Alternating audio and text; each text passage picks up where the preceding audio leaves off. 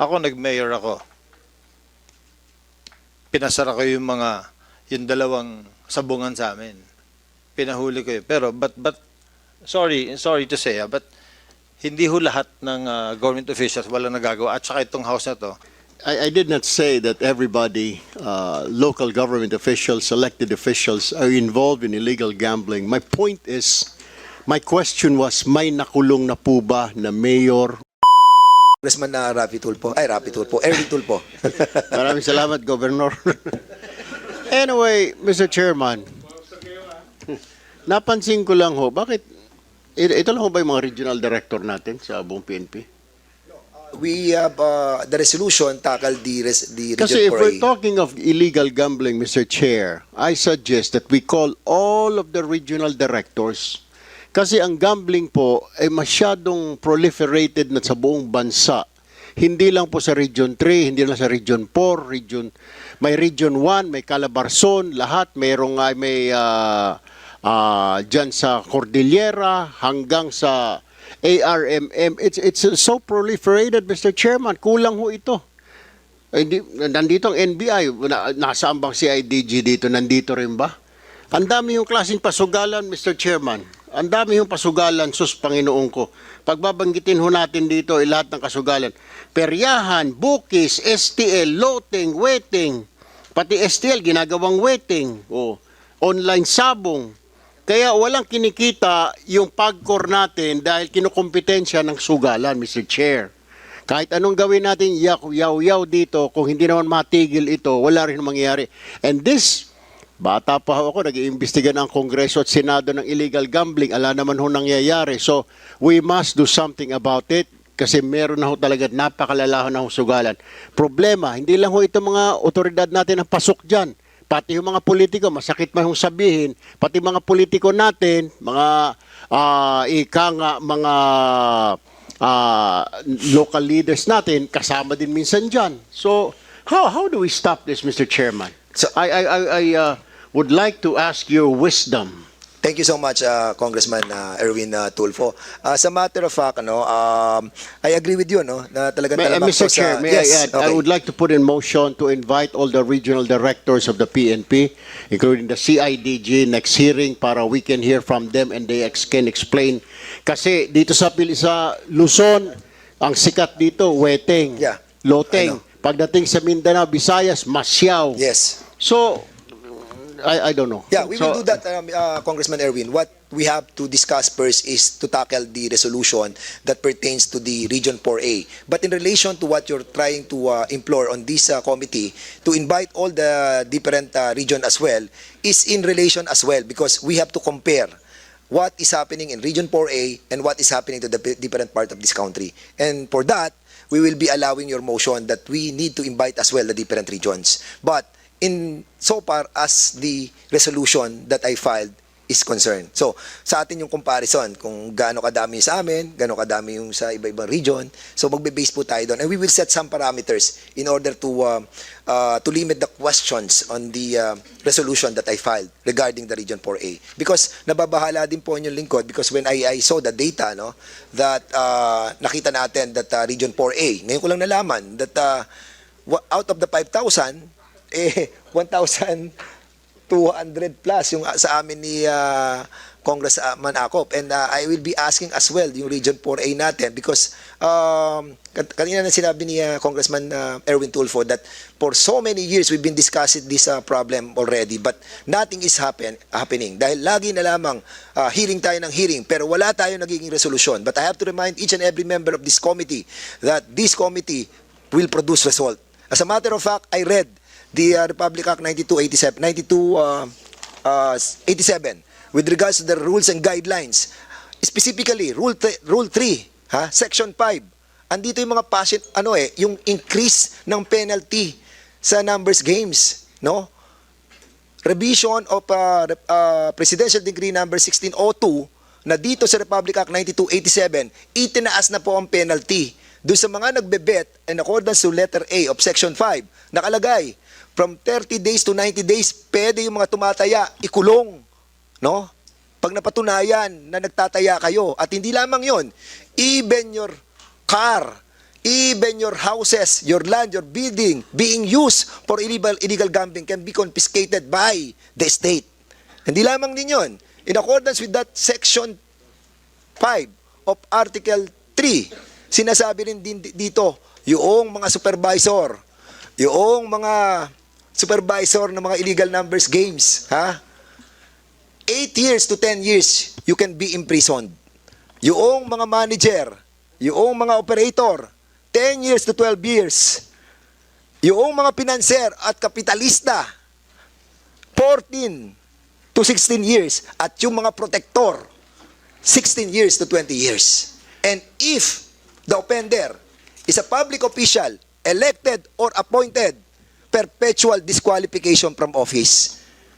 And we have to warn yung ating pong mga opisyales ng PNP because they have the penalty of not only imprisonment but also criminal and administrative cases and suspension and dismissal from the office as well.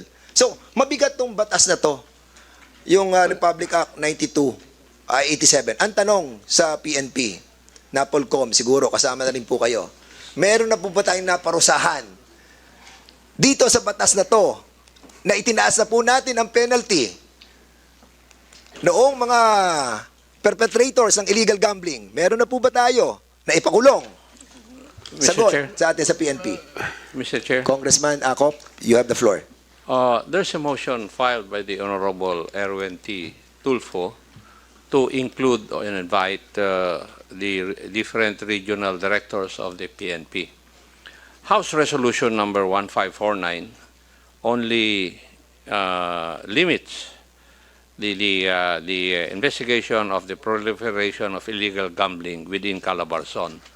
Now, COMSEC, do we have a quorum?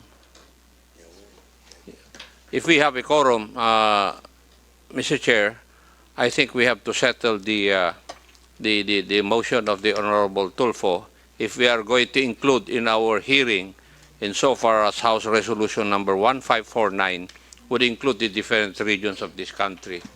So, since we have a quorum, we decide, Mr. Chair. Okay, so you will be acting upon on the resolution or the motion that was moved by Congressman Erwin Tulfo. There's a motion to include the different regional directors in the next hearing. And is there any second I motion? second. There's a second motion. Any objection? Hearing none. So the motion is now approved. So COMSEC, we will be inviting all the regional directors in the next hearing for Mr. this Chair. purpose. Yes, Mr. Congressman Chair, Erwin Tulfo. if I may just add.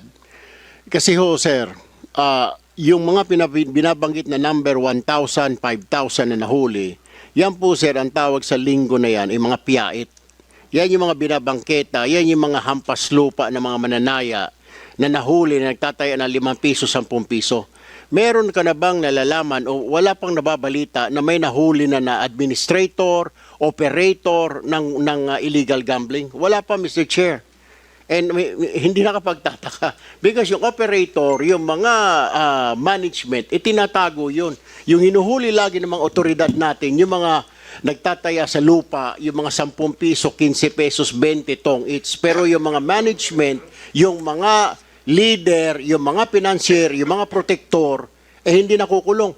Wala naman na i-report, Mr. Chair. Di ba? Kaya tingin tuloy ng tao, moro-moro lagi itong investigasyon natin because nothing is happening for the longest time. Wala pong nakukulong. May nakulong na po ba na gobernador? May nakulong na po ba na mayor? May nakulong na ba konsehal? May nakulong na ba regional director, provincial director? Wala pa pong nakukulong, Mr. Chair. Mr. Chair. And that is a big challenge for the PNP who are enforcing the law. Mr. Chair. And at the same time, before I acknowledge or recognize Congressman Gomez, just wanted to make a piece on what Congressman Erwin was saying. I think napapaikutan nga talaga tayo dito. And the problem is not only the enforcement of the LGU but also of the enforcement of the PNP, no? And this time, we're not messing around. This time, we need result. And this time, under our leadership, and all the members of this committee, we will produce result. And I hope that with that statement of Congressman Tulfo and yung aking advisor, no? I hope that this time malilinis po natin ang hanay ng ating pong mga LGUs at ang ating pong PNP. Congressman Richard Gomez, you are recognized. Thank you, Mr. Chair. Mr. Chair, personally, it would be demeaning to say that this committee, more so this House, has not accomplished anything in investigation similar to what we are doing here. Not all elected government officials are guilty of illegal gambling. May mga gagong government officials, meron din mga gago rin sa service, but not all. We cannot say that to everyone, Mr. Chair. Ako, nag-mayor ako. Pinasara ko yung dalawang sabungan sa amin. Pinahuli ko yun. Pero, but sorry to say, but hindi ho lahat ng government officials walang nagagawa. At saka itong house na to, walang na-accomplish. So what we need to do is really to push the PNP to enforce yung trabaho nila. The CIDG, the regional directors, gawin nila yung trabaho nila. All of us, we need to do our share. At hindi po tayo magmomoro-moro dito.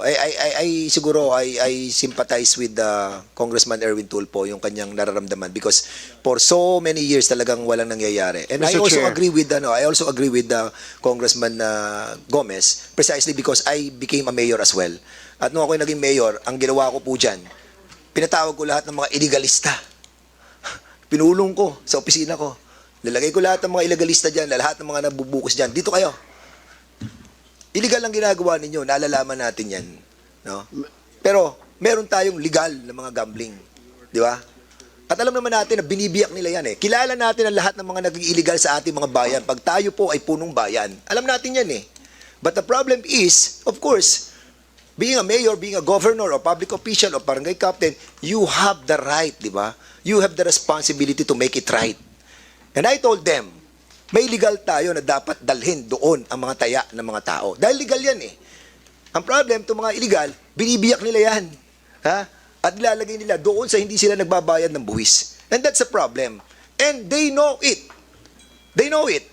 Alam ito ng mga opisyal ng ating mga LGU. Hindi ba pwedeng hindi mo kilala yung mga gumagawa ng illegal sa iyong bayan? Ako, kilala ko ang gumagawa ng illegal sa aking bayan. And I'm worried, no? I'm worried.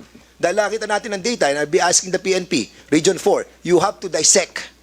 You have to categorize all of this by province, by municipality. Para makita natin kung sino ang pinakamataas sa illegal gambling, makita natin kung sinong bayan, istasyon, ang pinakamatataas sa buong Region 4. Nasa ganon, makita natin sino ang hindi tumutupad at sino ang tumutupad.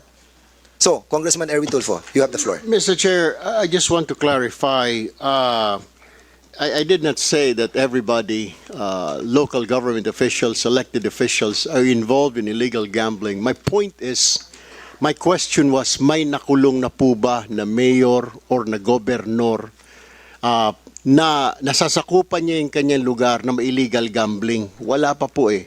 Well, congratulations po sa mga LGU natin na mga mayor, governor, na congressman na wala pong illegal gambling sa kanilang lugar because meron po silang political will. It's called political will, ladies and gentlemen.